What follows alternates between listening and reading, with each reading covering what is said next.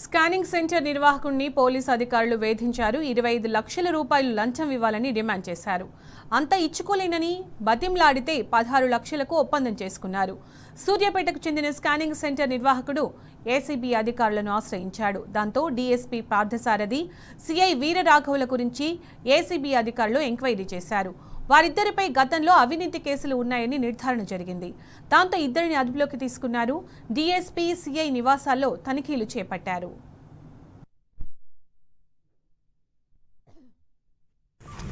Good evening to all. ఈ నెల first వీక్లో మా దగ్గరికి ఒక అతను కంప్లైంట్ ఇవ్వడానికి వచ్చాడు. ఆ కంప్లైంట్లో ఏముంది అంటే అతను సూర్యాపేట 2 టౌన్ పోలీస్ స్టేషన్లో అతని పైన ఒక కేసు రిజిస్టర్ అయింది.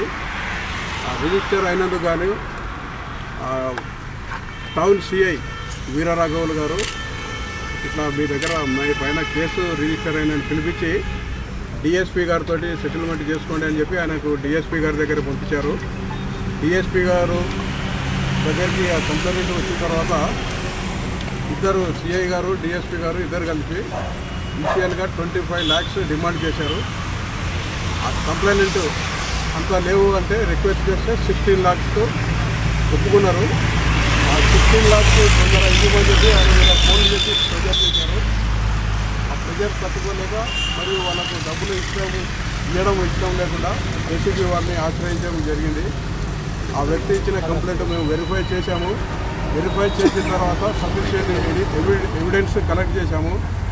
ఎవరికి మన సిఐ గారికి అగెనిస్ట్, డిఎస్పీ గారికి అగెనిస్ట్గా ఎవిడెన్స్ కలెక్ట్ చేశాము. కలెక్ట్ చేసి వాళ్ళ రెప్యుటేషన్ ఎంక్వైరీ చేస్తే ఆ రెప్యుటేషన్ బాగలేదు. గతంలో కూడా ఇటువంటి అవినీతి ఆరోపణలు వచ్చినట్టు మాకు తెలిసింది.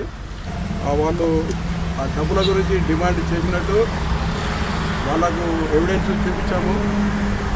చూపించిన తర్వాత కస్టడీలోకి తీసుకొని వారి ఆఫీసులోను తర్వాత ఇళ్లలో కూడా సెర్చెస్ కొనసాగుతూ ఉంటాయి. ఈ విధంగా ఎవరైనా గవర్నమెంట్ అఫీషియల్స్ లంచం డిమాండ్ చేస్తే మీ ద్వారా వారికి టోల్ ఫ్రీ నెంబర్ ఉంటుంది ఏసీబీ 1064, తర్వాత వాట్సాప్ నెంబర్ ఉంటుంది, ఫేస్బుక్ తెలంగాణ ఏసీబీ అని ఉంటుంది, తర్వాత ట్విట్టర్ తెలంగాణ ఏసీబీ అని ఉంటుంది. వాటి ద్వారా కంప్లైంట్ చేస్తే వాళ్ళ వివరాలు చెప్పకుండా మేము ఎంక్వైరీ చేసి ఎంక్వైరీ ప్రూవ్ అయితే యాక్షన్ తీసుకుంటూ ఉంటాం.